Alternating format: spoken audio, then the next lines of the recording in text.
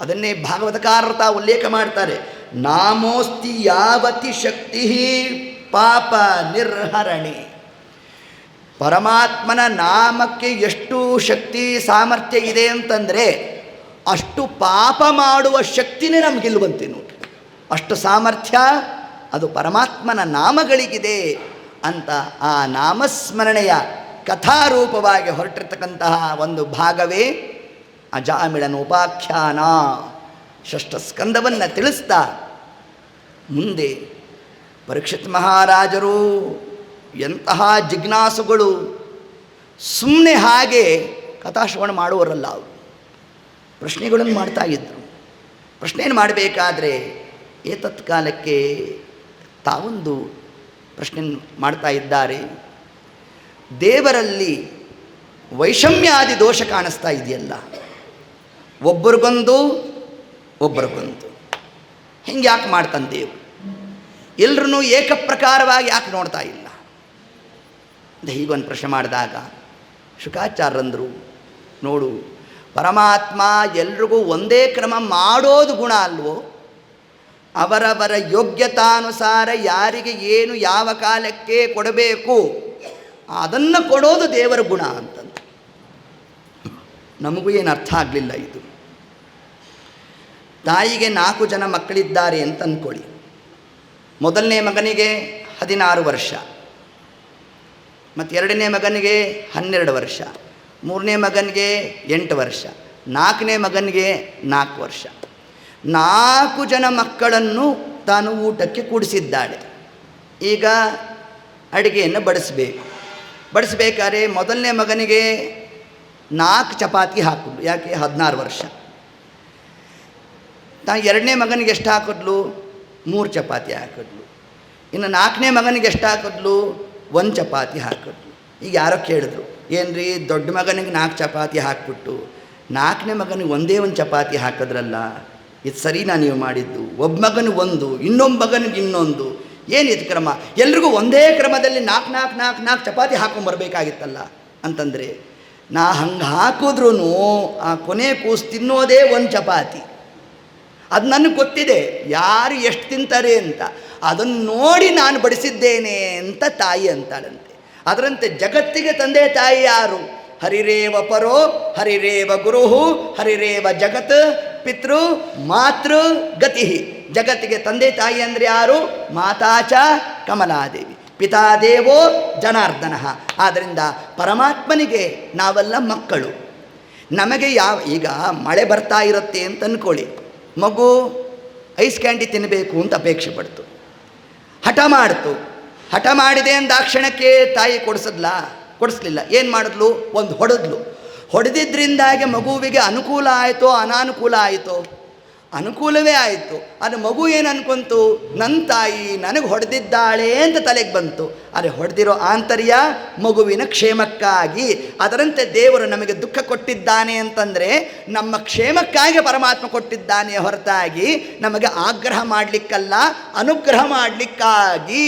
ಆದ್ದರಿಂದ ದೇವರಲ್ಲಿ ವೈಷಮ್ಯಾದಿ ದೋಷ ಇಲ್ಲ ಅಂತ ನಮ್ಮ ಶುಕಾಚಾರ್ಯರು ತಾವು ಉತ್ತರವನ್ನು ಕೊಡ್ತಾ ಈ ಪ್ರಶ್ನೆಯನ್ನು ಯಾಕೆ ಮಾಡ್ದ ನಮ್ಮ ಪರೀಕ್ಷಿತ್ ಮಹಾರಾಜರು ಅಂತಂದರೆ, ದೇವತೆಗಳು ಅವರು ಕೂಡ ಪರಮಾತ್ಮನಿಂದಲೇ ಸೃಷ್ಟರಾದವರು, ದೈತ್ಯರೂ ಕೂಡ ಪರಮಾತ್ಮನೇ ಸೃಷ್ಟಿ ಮಾಡಿತ್ತು. ದೇವ ದಾನವರಿಬ್ಬರೂ ಇಡೀ ಚರಾಚರ ಜಗತ್ತು ಅದು ಸಾಕ್ಷಾತ್ ಪರಮಾತ್ಮನೇ ಸೃಷ್ಟಿ ಮಾಡಿರೋದು. ಹೀಗಿರಬೇಕಾದ್ರೆ ದೇವರು ದೇವತೆಗಳ ಪಕ್ಷ ಮಾತ್ರ ಹಿಡಿತಾನೆ. ದೈತ್ಯರೂ ದೇವರ ಮಕ್ಕಳೇ ಆದಾಗ ಅವರ ಪಕ್ಷವನ್ನು ಅವರ ಪರವಾಗಿ ಯಾಕೆ ದೇವರು ಬರೋಲ್ಲ ಅಂತ ಪ್ರಶ್ನೆ ಮಾಡಿದಾಗ ಶುಕಾಚಾರ್ಯರಂದರು, ಯಾಕೆ ಬರೋಲ್ಲ ಅಂತ.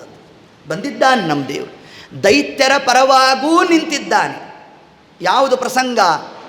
ದೈತ್ಯ ಬಾಲಕನಾದ ಪ್ರಹ್ಲಾದ ತಾನು ಪರಮಾತ್ಮನನ್ನು ವಿಶೇಷವಾಗಿ ಅಸ್ಖಲಿತವಾಗಿ ತಾನೇನು ಉಪಾಸನೆಯನ್ನು ಮಾಡಿದ್ದಾನೆ, ಎಲ್ಲಿ ತೋರಿಸಿದ್ನೋ ಅಲ್ಲಿಂದ ದೇವರು ತನ್ನ ರೂಪವನ್ನು ಅಭಿವ್ಯಕ್ತ ಮಾಡಿದ.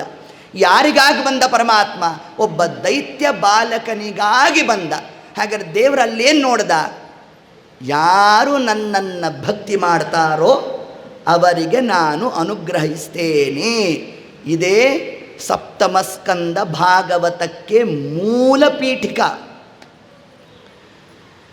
ಪರೀಕ್ಷಿತ್ ಮಹಾರಾಜರು ಏತತ್ಕಾಲಕ್ಕೆ ತಾವೊಂದು ಪ್ರಶ್ನೆ ಮಾಡಿದ್ರು, ಸ್ವಾಮಿ, ಅಂತಹ ಭಾಗವತೋತ್ತಮನಾದ ಆ ಪ್ರಹ್ಲಾದನಿಗೆ ಅವನ ತಂದೆನೇ ಯಾಕಂತಹ ದುಃಖವನ್ನು ಕೊಟ್ಟ, ಏನದರ ಕಥಾಭಾಗ, ಅದರ ಬಗ್ಗೆ ನಮಗೆ ಸ್ವಲ್ಪ ತಿಳಿಸ್ಕೊಡ್ರಿ ಅಂತಂದು ಅಂದಾಗ ಆಗ ನಮ್ಮ ಶುಕಾಚಾರ್ಯ ತಾವು ತಿಳಿಸ್ತಾರೆ, ನಾರಸಿಂಹನೆಂಬೋ ದೇವನು ನಂಬಿದಂತ ನರರಿಗೆಲ್ಲ ವರವ ಕೊಡುವನು.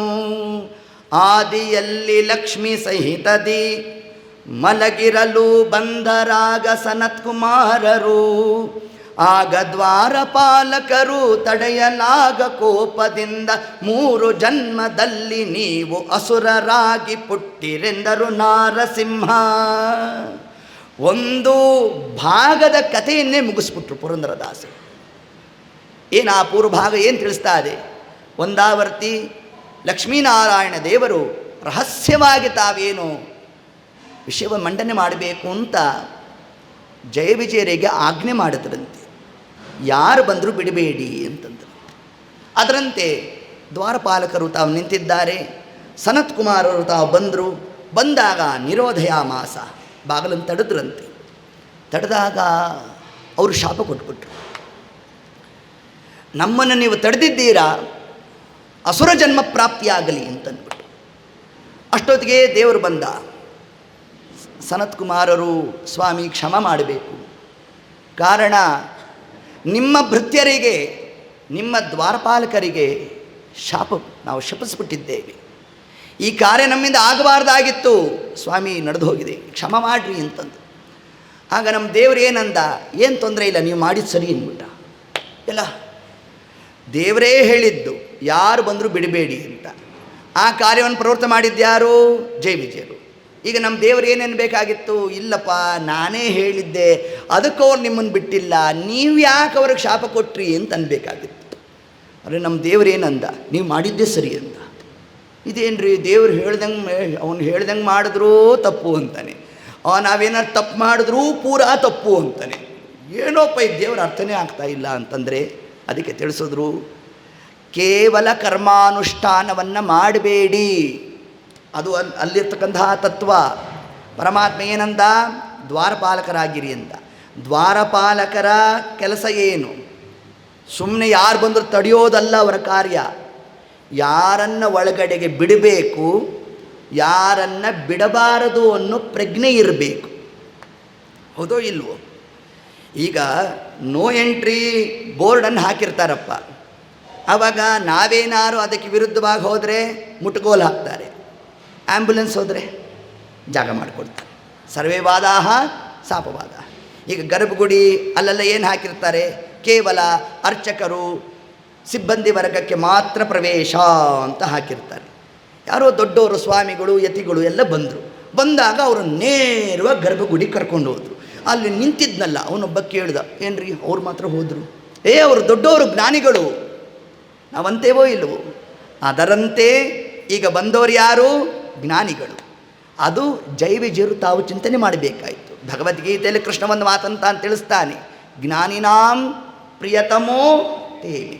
ನನಗೆ ಯಾರು ಪ್ರಿಯರು ಅಂತಂದರೆ, ಯಾರು ಜ್ಞಾನವನ್ನು ಸಂಪಾದನೆ ಮಾಡ್ತಾ ಇರ್ತಾರೆ ಅಂಥವರಂದರೆ ನನಗೆ ಬಹಳ ಪ್ರೀತಿ ಅಂತ ಕೃಷ್ಣ ಅಂದಿದ್ದಾನಂತೆ. ಹಾಗೆ ಬಂದವರು ಯಾರು? ಬಾಲಯತಿಗಳು, ಸನತ್ ಕುಮಾರರು. ಬಂದಾಗ ಇವರು ಪರಮಾತ್ಮನಿಗೆ ಅತಿ ಪ್ರಿಯರು. ಆದ್ದರಿಂದ ನಾವು ಬಿಡಬೇಕು ಅನ್ನೋ ಪರಿಜ್ಞಾನ ಇರಬೇಕಾಗಿತ್ತು. ಕೇವಲ ಕರ್ಮವನ್ನು ಮಾಡಿದ್ರು, ದೇವರ ಭಾವವನ್ನು ತಿಳಿಲಿಲ್ಲ. ಅದಕ್ಕಾಗಿ ದೇವರೇನು ಮಾಡ್ದ, ನೀವು ಶಾಪ ಕೊಟ್ಟಿದ್ದು ಸರಿ ಅಂತಂದ.